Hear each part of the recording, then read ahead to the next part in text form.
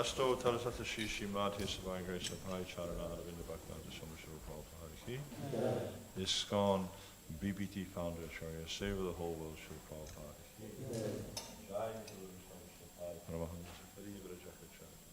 Asto Talasata Shishi Mati Savangra Sapai Siddhanta Sai Swati Thakur Maharaj ki, Ananta Koti Vaishnava Nama Charja Sharira Stakuri ki. Premsa Kappa Sri Krishna Chaitanya Prabhu Nityananda Sri Advaita Gadadhara Sri Sri Gaura Bhaktivedanta Sri Sri Radha Krishna Gaura Shamakund Radha Kund Giri Gaura Braj Bhumi Shivan Dama Dama Ki Navadip Mayapur Dama Ki Pushnam Chatra Jagannath Dama Ki Ganga Mai Ki Jamuna Mai Ki Bhakti Devi Ki Tulasi Maharani Ki Samaveta Bhaktivedanta Ki Jainitai Go Premanandi. All glories to some bodies, all glories to some bodies, all glories to some bodies, all glories, lotus feet of Sri Guru and Sri Garanga, all glories to Sri Prabhupada.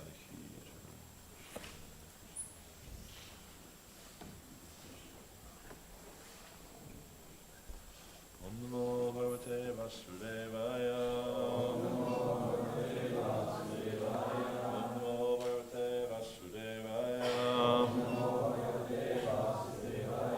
Om Namo Bhagavate Vasudevaya.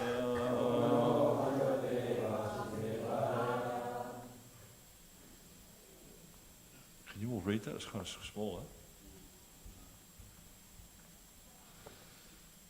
try our best. Chatu Kosharaves Tasya Chatu Kosharaves Tasya Chatu Kosharavestasya Sangvado Adhyatma Sangshitaha Sangvado Dhyatma Sangshitaha Sangvado Dhyatma Sangshitaha Chatu Kosharavestasya Sangvado Dhyatma Sangshita Yad Va Sa Bhagavans Tasmai Yad Va Sa Bhagavan Tasmai Yad Va Sa Bhagavans Tasmai Pristas Tattvam Uvacha Ha Pristas Tattvam Uvacha Ha Pristas Tattvam Uvacha Ha Yadvasa Bhagavans Tasmai Pristas Tattvam Uvacha Ha Bruhi Nas Tad Idang Somya Bruhi Nas Tad Idang Somya Bruhi Nas Tad Idang Somya Vidurasya Vichestitam Vidurasya Vichestitam Vidurasya Vichestitam Bruhi Nastadidang Somya Vidurasya Vichestitam Bandhu Tyaga Nimitam Cha Bandhu Tyaga Nimittam Cha Bandhu Tyaga Nimittam Cha Yataiva Gatavan Puna Yataiva Gatavan Puna Yataiva Gatavan Puna Bandhu Tyaga Nimittam Cha Yataiva Gatavan Puna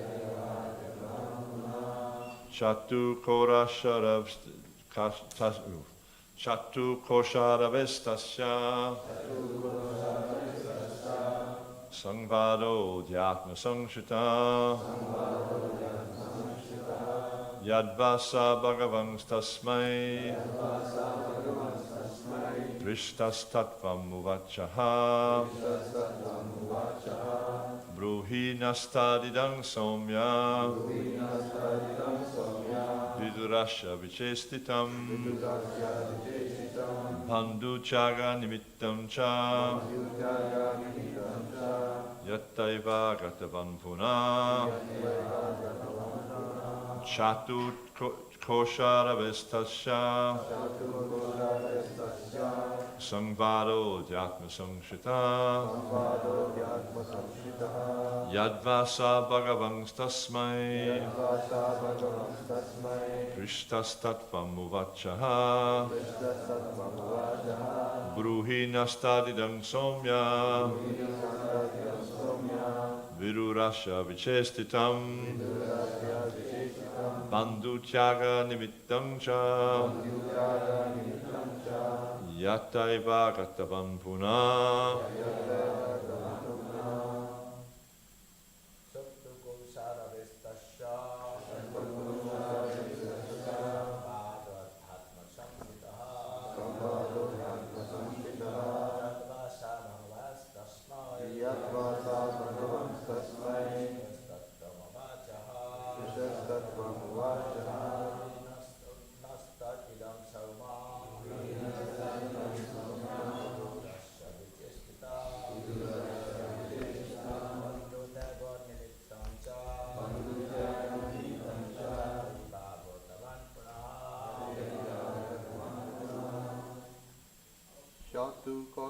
Shatu Kosharavestasya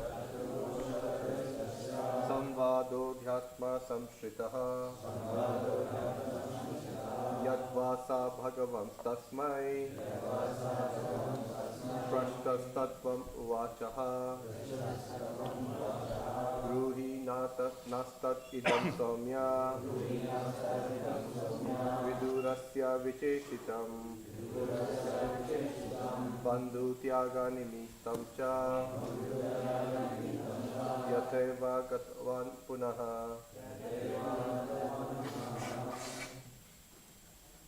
Vaishnavis.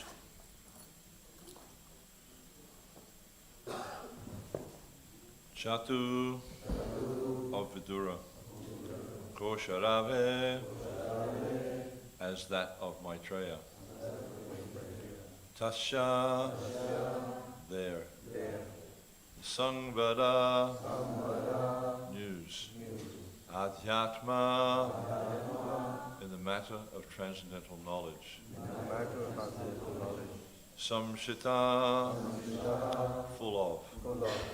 Yat which. Va anything else. Sa he. Bhagavan his grace. Tasmai unto him.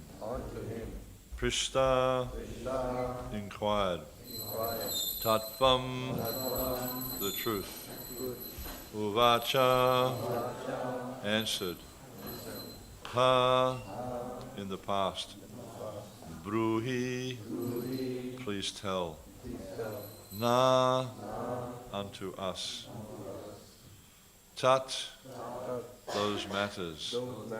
Idam here. Somya O gentle one. Vidurasya of Vidura.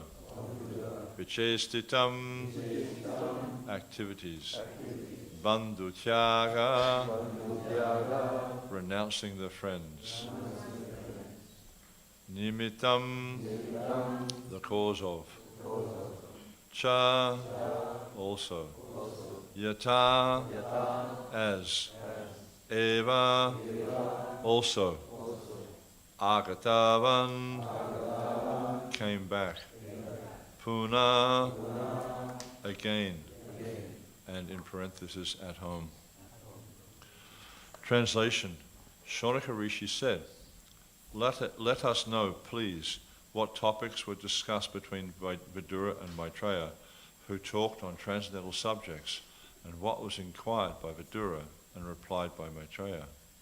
Also, please let us know the reason for Vidura's giving up the connection of his family members and why he again came home.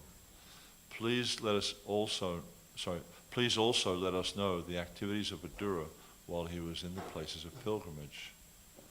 Responsively, Shaunaka Rishi said, let us know, please, what topics were discussed between Vidura and Maitreya,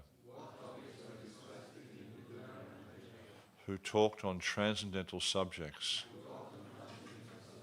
and what was inquired by Vidura and replied by Maitreya. Also, please let us know the reason for Vidura's giving up the connection of his family members and why he again came home. Please also let us know the activities of Vidura while he was in the places of pilgrimage. So it's the purport's over a page, so let's see how we go. Sri Sutta Goswami was narrating the topics of creation and destruction of the material world, but it appears that the rishis headed by Shaunaka were more inclined to hear of the transcendental subjects, which are on a higher level than the physical, because as you may recall a few verses ago, that Sutta Goswami was about to narrate the description of the Padmakalpa. This Padmakalpa is the last kalpa of the first half of the day of Brahma.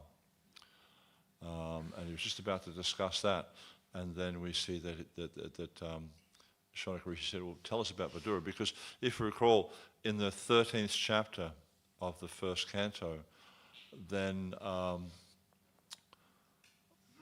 Sutta Goswami talks about how Vidura gave up home, and then he came back later. And they found that interesting. They found it sort of piqued their interest. And similar to what happened with Parikshit Maharaj, because in the fourth chapter of the first canto, it talks about Parikshit Maharaj and introduces, and then a little bit later introduces the topics of the Bhagavatam, and they really wanted to hear that. But like the Bhagavatam, the plot seems to meander a bit sometimes, and there's a lot of backstories that are being discussed and things like that. So it wasn't again till the 12th chapter of the first canto that we see that the sages again were inquiring, well, tell us more about Parikshit. We want to know about his birth, his activities, things like that. So then in the 12th chapter, half the 12th chapter is just talking about the qualities of Parikshit. And then we find again in the 17th and the 18th chapter of the Bhagavatam, of the first canto, it talks about Parikshit Maharaj. And the reason there is very similar to the reason here, is because we see that the exchange between Parikshit and Sukadev Goswami was a transcendental discussion. And we see that Parikshit perfected himself through that discussion. And I was reflecting about this on the way up here. I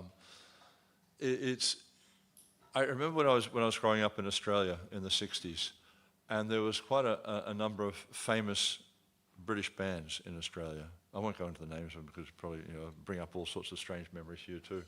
But they were really famous, and they had like fan clubs, and you could write into the fan club and you get a photograph or something sent back or whatever, all sorts of stuff like that.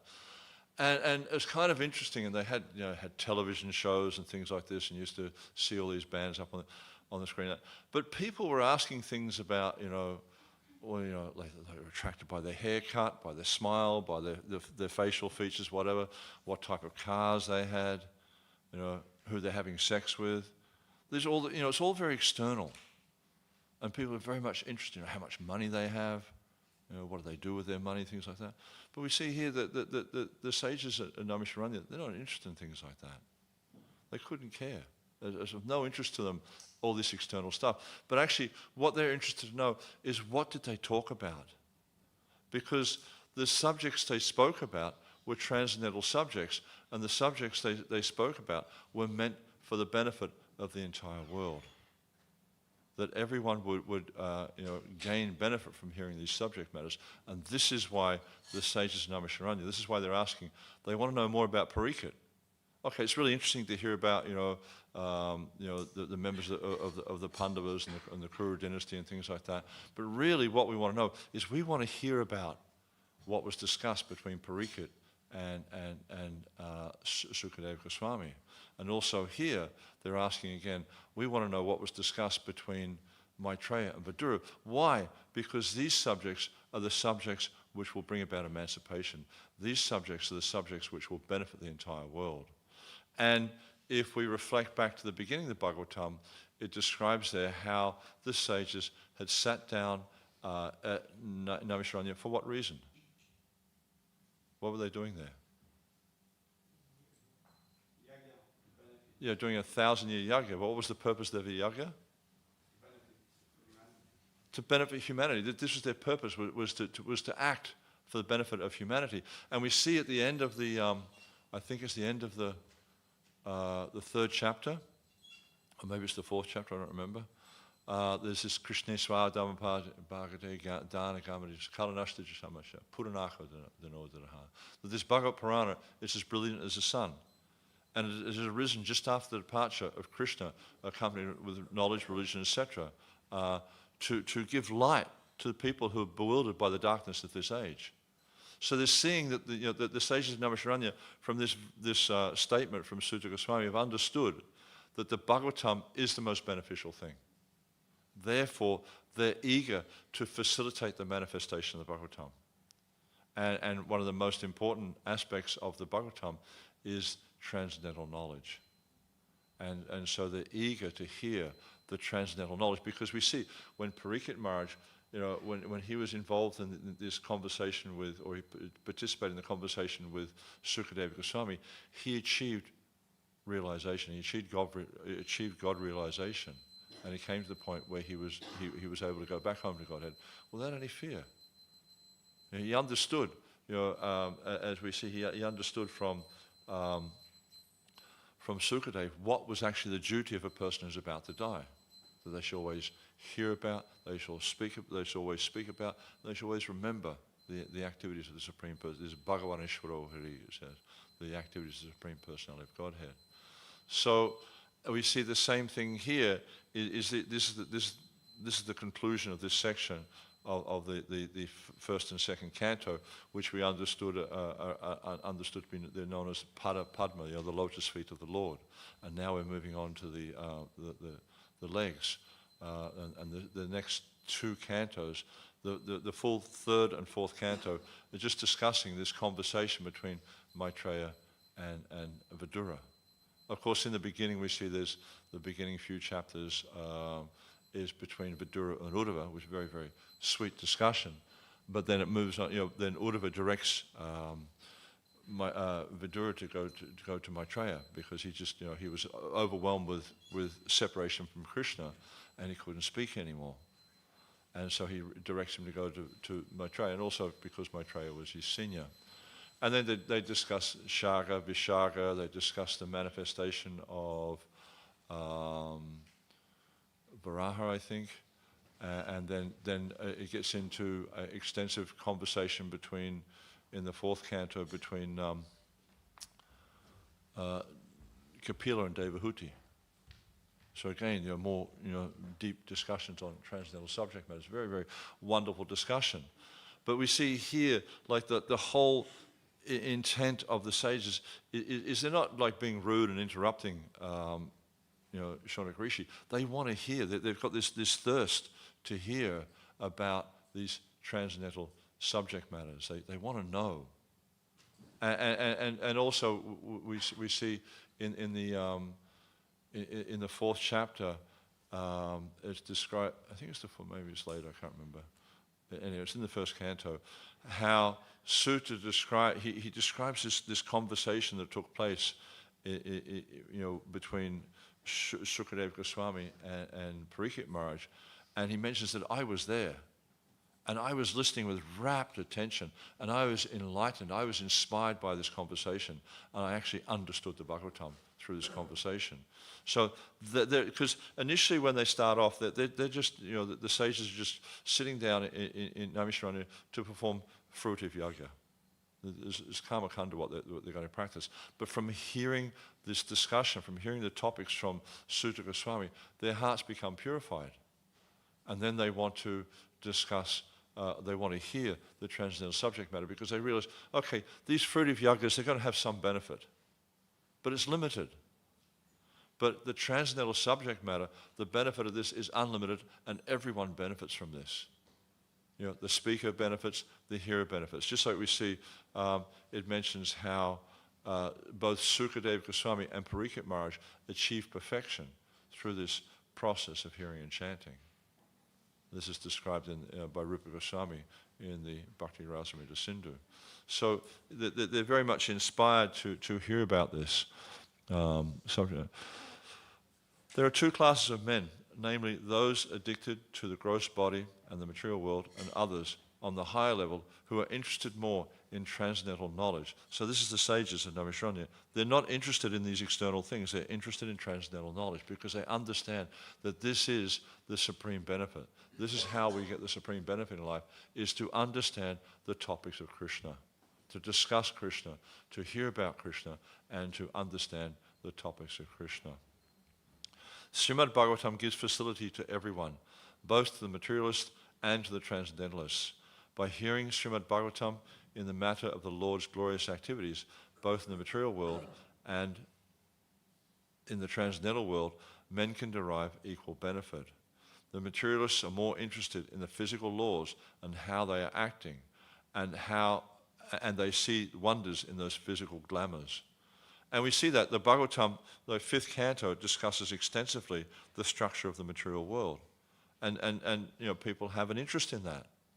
And it talks about all the different the 14 planetary systems, where we're situated.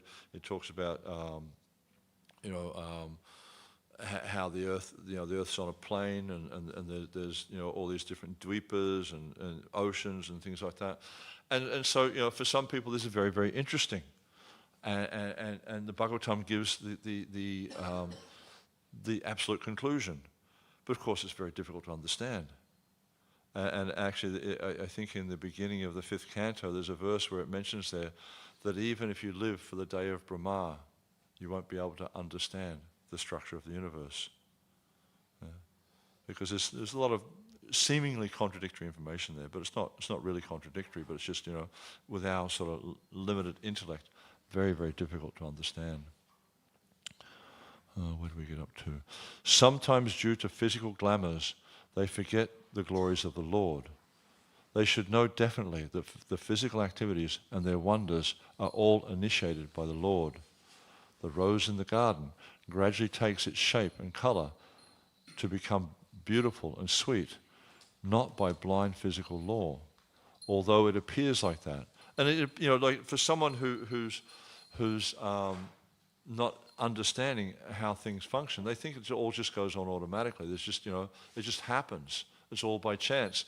Now, I remember an interesting story that Sri Prahlad told me many years ago. Newton, he was a physicist, but he was also apparently a believer in God, a believer in higher reality. And so he had this model of the universe built, the material concept of the model of the universe built in his, because he was having a conversation, actually I'll go back a bit. He was having a conversation with his friend, and he was trying to explain to him that everything had a cause. But his friend was adamant that no, it just happens by chance. And this is, somewhat, a widely held view by many scientists, that it's all just random combination of elements, random, whatever happens is quite random. But Newton was trying to convince his friend that actually no, it's all by design. It's all by superior intelligence. And so what happened is he had a model of the universe built in his living room, and then he invited his friend to come over and see it. And it was a very, very amazing model, and he was asking his friend, well, but how did this come about? He said, well, I walked down into the living room there this morning, and there it was. It just happened. And his friend was saying, no, that couldn't be the case. He said, you must have had this made. He said, no, it just happened. And then he said to Isaac, his friend said to Isaac Newton, he said, nothing happens by chance. And that was Isaac Newton said, that's exactly my point. Even the universe doesn't happen by chance. It's all by design. There's someone who puts it into motion. And we see that Prabhupada would say that not a blade of grass moves without the sanction of the Lord. And Krishna himself, he says in the Gita, in the 10th chapter, in one of the key, what they call it, the Chatta Sloki of the Gita, that I am the source of all spiritual and material worlds. Everything emanates from me. And the wise, someone who's actually wise understands this and worships Krishna with all his heart. But those who are foolish think it's all by chance, and therefore why should I worship God? What's he got to do with it anyhow? It's all happened by chance. And this is the materialistic perception, that it all happens by chance. Or they might think there's some physical laws that are forcing things to happen and stuff like that. But they don't see the hand of God. And the whole second chapter, or second canto, we're going through, it talks about how the universal form was manifested, and from the universal form came so many aspects of the creation, and how the various planets are residing on the various parts of the body of the Lord, and etc. like that. And then it goes into discussing the Brahman and then the super soul. And essentially, the whole second chapter is talking. The whole second canto is talking about the various 10 topics of the Bhagavatam. Sometimes devotees think that the Bhagavatam successively discusses the 10 topics, but actually you'll see the 10 topics are occurring all throughout the Bhagavatam. And we see in this one canto, all 10 topics are being discussed. And right now we're coming to the Summum Bonum, being the Supreme Personality of Godhead. So it's all being discussed. And the point being there is that it's showing how everything that is generated ultimately comes from Krishna. It's all orchestrated by Krishna. And someone who's intelligent will study the Bhagavatam. Someone who's intelligent will study this science and understand how it's all coming from Krishna. And this was Prabhupada's main criticism of the scientists. He didn't get so much into their theories and stuff, but really what he was focusing on is, okay, it may have happened like this, it may have happened like that. That's not really important. The important thing is, why do you deny Krishna? Why do you deny that Krishna is the cause? And this is the thing, for devotees, we understand that everything is coming from Krishna. As he says, Aham savasya prabho mata savam pravatite. That I am the source of all spiritual material worlds. Everything expands out of his energies. It either expands from him directly, or then it comes from one of his energies, or an expansion from Krishna, or expansion, or a plenary expansion, or partial expansion. There's so many different ways Krishna expands. Parasya Shakti Vividaya Shuriyate, he expands in so many different ways. And these energies are actually what is manifesting everything. The spiritual world, the material world. And Krishna himself is not involved. He's just he expands himself into Balaram. Balaram expands into another form, who expands into another form, expands into another form, and from that form he glances and the universe is created. He stirs the whole thing into motion. And this is the nature of Krishna, this is the potency of Krishna. That simply by his thought process, everything, and it's not even him directly, it's a portion of a plenary portion. So it's, simply by this thought process, the whole material creation is manifest. And not just this one planet or this one universe, but the whole creation with many, many millions of universes. It describes how with Karanadakshayi Vishnu, when he lies down in the causal ocean, and he goes into mystic slumber, then so many countless millions of universes are coming out of the pores of his skin, like just like bubbles. Like sometimes when you go to the, I was in Barcelona just recently, and we were doing Harinam through the streets. Barcelona is a really great place for Harinam because the whole center of Barcelona, there's no cars. It's all just walking streets. And so I remember we were coming up past there's a really nice cathedral there. And we were coming up past the cathedral, and there was this guy, I think he was probably selling something, but he had these bubble making things. We dipped it in the soapy water, and he held it up, and the air was just blowing through it, and so many hundreds of bubbles were just going up in the air. And I was thinking, this is just like the universe. The universe is, when Karanadakshayi Vishnu lies down in the ocean, how the universe is just coming out of the pores of his skin, just like bubbles, just flowing. Millions and millions and billions of universes just coming out like that. And this is just by a thought process of the Supreme Personality of Godhead. This whole thing happens. So you can imagine, okay, like when they were building the Haveli, how much effort went into building the Haveli, how much conscious design and thought and labor went into building the Haveli. It was a big, big endeavor and took many people a lot of effort, a lot of thought. But Krishna, he just has a simple thought in his form as Karanadakshayi Vishnu, and the whole thing stirs into motion. So how powerful is that? Okay, let me finish the purport. Behind the rose in the garden gradually takes its shape and color to become beautiful and sweet, but not by blind physical law, although it appears like that. Behind the physical law is the direction of the complete consciousness of the Supreme Lord. And it's interesting that Prabhupada uses this phrase, complete consciousness, because our consciousness obviously is not complete. There's things missing, but everything is there within Krishna. Otherwise, things cannot take shape so systematically.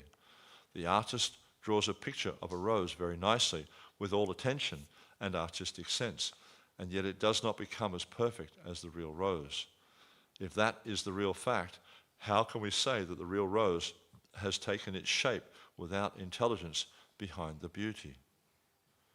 So, we see the artist has to put so much thought and effort into drawing or painting a rose. So we can see the picture didn't happen, just like these paintings on the wall. They don't just happen. You don't just find them on the street. No, someone's taken the effort to paint them. And a lot of effort. I have a friend in Australia, Ram Prasad. He's quite an accomplished artist. He's painted quite a few of the Bhagavatam pictures, and he's painting all the time. And he puts a lot of effort, a lot of thought, sometimes the hand's not quite right, he'll change the hand, or the pose of Krishna's not quite right, he'll change the pose, to get it right. A lot of thought, a lot of effort, a lot of time, like weeks, months he puts into each painting. So we don't think that this has happened automatically. So why is it that people think, why is it we think that what's going on in this universe happens automatically? No, it's all going on by the arrangement of the Supreme Artist Krishna. This sort of conclusion is due to a poor fund of knowledge. One must know from the above description of creation and annihilation that the Supreme Consciousness, being omnipresent, can take care of everything with perfect attention. That is the fact of the omnipresence of the Supreme Lord. Persons still more foolish than the gross materialists, however, and it's interesting how Prabhupada says still more foolish, claim to be transcendentalists and claim to have such supreme, all-pervading consciousness, but offer no proof. They're claiming, I'm God, I'm this, I'm that. But where's the proof? Show us how you're God. Manifest a small thing like a fly. You can't even do that. But you're claiming to be God. I remember years ago, I was visiting a friend's house, and she had this little box on the wall with two doors, and we were having some philosophical conversation. And she said, if you want to see God, open the doors on that box. And I opened the doors, and there was a mirror there. Really? It's that simple? I can become God just by looking in the mirror? Where's the proof of being God? Lift Govardhan Hill. Like Prabhupada describes in the Krishna book how Krishna held Govardhana Hill aloft above his head for 7 days like a small child holds a frog's umbrella. Frog's umbrella means a toadstool. I mean, it's so easy that you could hold, a toadstool. I mean, you could probably hold your hand up there like for 10 minutes or something, but after a while your arm would start getting really tired. Or you can imagine something like holding this microphone stand up, if your right hand's strong with your right hand, for an hour or 2 or 3. You couldn't do it. But he held this mountain above his head for 7 days. That's extraordinary. We can't do things like that. Yet, people claim to be God. Well, show me how you're God. Do something wonderful. Don't just talk. Because that's all it is. It's just useless talk. But they can't actually prove it. And that's why Prabhupada says they're even more foolish than the materialists, because they actually believe they're God. But they've got no proof of it. Such foolish persons cannot even know what is going on behind the next wall. Do we know what's going on in the next room right now? We could guess, but we don't know. Yet they are falsely proud of possessing the cosmic, all-pervading consciousness of the Supreme Person. For them also, hearing of Srimad Bhagavatam is a great help. So Prabhupada's making this point here that Bhagavatam is so beneficial for everyone that whether you're a gross materialist, whether you're a foolish transcendentalist who thinks you're God, read the Bhagavatam. Then you'll actually understand the real situation. You'll understand you're not God, for sure. It will open their eyes to see that simply by claiming supreme consciousness, one does not become supremely conscious. One has to prove in the physical world that he has such supreme consciousness.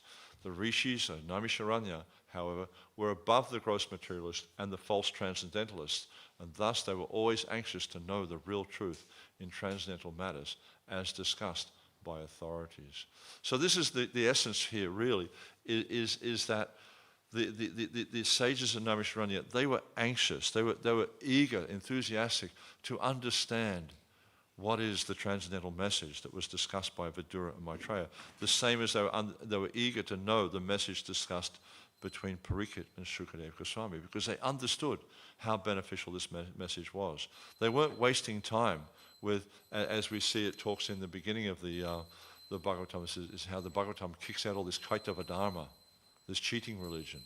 And that's this whole idea of what's being presented by these foolish or false transcendentalists, that I am God.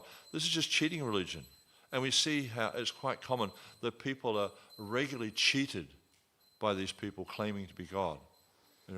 That they can manifest some, tiny illusion or whatever, or a little bit of ash or a little bit of gold or something like that in their hand, and people, oh, they must be God. Like there's that, there's some interesting stories. I'm not sure where they're from, about Guru Pramata and his foolish disciples. And one time, one of the disciples was walking. There was a guy in a tree, and he was cutting the tree, and this devotee comes along and says to him, actually, if you keep going like that, because what he was doing, he was sitting on the branch, but he was cutting on the branch on the side closest to the tree. So anyone with half a brain realizes you keep doing that, the tree's going to break, and you're going to fall on the ground. The branch will break. And so he said this to the guy who's cutting the tree. And he said, just don't bother me, go away, I know what I'm doing. And then so he keeps going, and sure enough, he fell on the ground. He goes, oh my God, he must be a greatly realized sage or something, He can see the future. So he runs after him, and sort of approaches him like that. So there's many stories like that in this sort of, I don't know. Like I said, I don't know where they're from, but they're really interesting stories, and how these foolish people, they see things happen and they conclude incorrectly what the reality is. But by studying the Bhagavatam, by reading the Bhagavatam, especially by hearing it from realized souls, we can actually understand the truth about this material world, the truth about ourselves, and the truth about the spiritual world, and what our destination needs to be. And that's why these conversations are so important. And we'll see as we go through the third and fourth canto, there's many, many wonderful discussions like Vidura and Uddhava. Uddhava he's talking about Krishna's pastimes outside of Vrindavan, then he talks about Krishna's pastimes inside of Vrindavan. And then when he starts talking about Krishna's pastimes, he becomes overwhelmed by separation. And he's showing us how we need to develop this attachment for hearing about Krishna's pastimes. And then later on we get into the discussion of Devahuti and Kapila. And the same thing there is through Sankhya Yoga, through this analytical study of the material creation. Kapila Dev shows how ultimately the goal is the Supreme Personality of Godhead, and to develop this attraction for hearing about Krishna's pastimes. Okay, so yeah, it's a very, very interesting section of the Bhagavatam. Any questions, comments at all?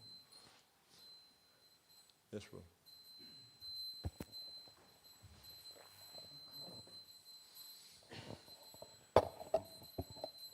Hare Krishna. Thank you, Nrsimha Kavach Prabhu, for a wonderful class.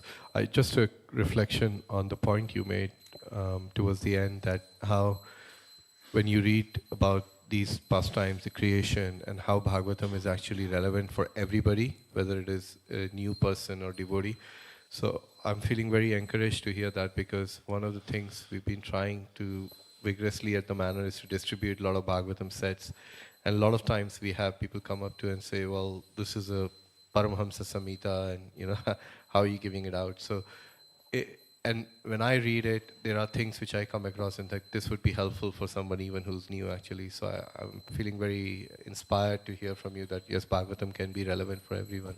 So just want to say thank you, Prabhu. Yeah. Well, as I mentioned, there's that verse in the first canto where it says, Krishnesva Dhamma Bhagavate Dhamma Gana Visa Kalo Nasta Dushamasha Puranako Dina, that those persons who have lost their vision due to the dense darkness of ignorance in this age of Kali will get light from this Purana. But if you think of that, who does that refer to? Who's lost their vision in this age of Kali? Everyone. So the Bhagavatam is making that claim that everyone has lost their way. Everyone is floundering in this material world, thinking so many foolish things about this, what the goal of life is. Like when I was growing up, the goal of life was to have a nice car, a house in the suburbs, a swimming pool in the backyard, a car and a boat in the garage, and that's what everyone was aspiring for. But I remember, like, I was working at one place, and like all the guys there were kind of like, that was their aspiration, and I was sort of like going along with the flow, thinking, oh yeah, that's the way to go. But then I heard about one of the it wasn't someone at work, but someone knew about this guy who had everything you could want. Beautiful wife, 4-bedroom house in the suburbs, swimming pool in the backyard, car and a boat in the garage, and debt up to here. And he lost his job and he committed suicide because he couldn't pay the bills. And that got me thinking. It's like, really? Is that what we want in life? Is that really the goal of our life? Is to have those things and be in debt to the bank for the next 20 or 30 or 40 years? And just basically, it's like now, it's like, people have got their Netflix subscription, they've got their subscription, they've got their internet connection, blah, blah, blah, all these types of things. So they're connected and they've got the fast, optic fiber connection, et cetera, et cetera. But basically all they're doing is they're working to pay all these bills, to keep all these things going. They're not improving their quality of life. They're not actually, gaining anything long-term from it. They're just making sure that they pay all their subscriptions. And like you look at all the software you buy nowadays, it used to be you just pay for it once and you got it, and now and then you might pay for an upgrade. But now everything's subscription-based. So you spend your life chained to this company. You work just to keep these companies going. Is that life? Is that really a life worth living? That you just spend your whole life working to pay for these, make these people in these companies rich? No. It's not what life's about. And this is why the Bhagavatam is so important, because it shows us that this is not what life is for. Life is meant for hearing and chanting about Krishna. Life is meant for understanding that you're not this material body, you're Krishna's eternal servant. And Bhagavatam will help us to see that. Okay, anything else? Yes, bro. Hare Krishna. So in this verse, Prabhupada says that there's these foolish people who think they are God, yeah? And I remember I heard a story once that Prabhupada was speaking with some of his disciples, and he was talking about impersonalism. And then the devotees were like, oh yeah, the impersonalist. And then he said, no, don't misunderstand me. I'm talking about you.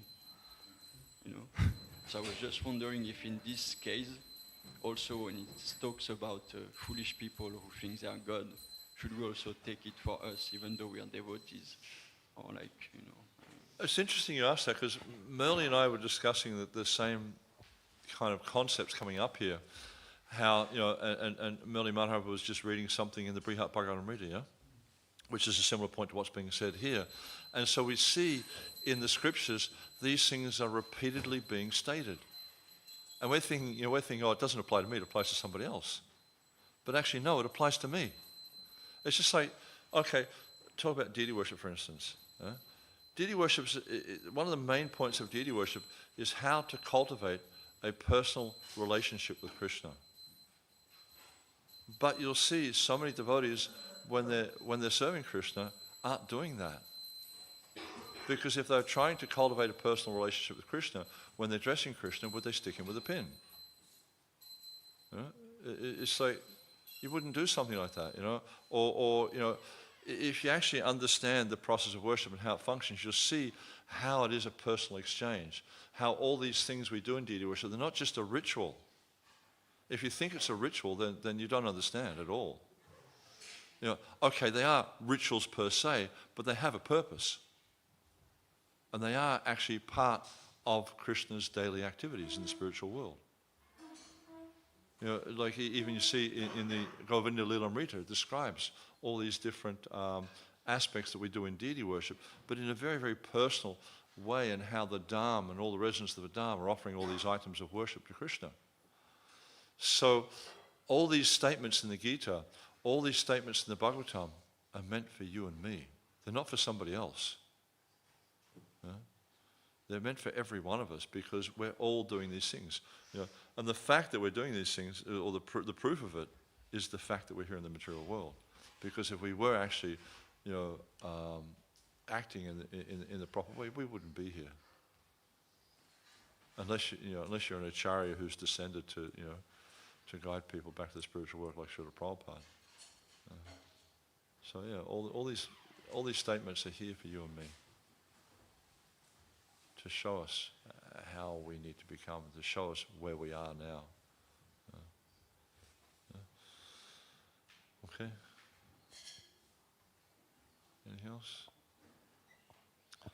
Okay. Thank you very much. Srila Prabhupada ki, Samaveta Bhaktivedanta ki, Jai Nitai Gaur Premanandi, Hari Om.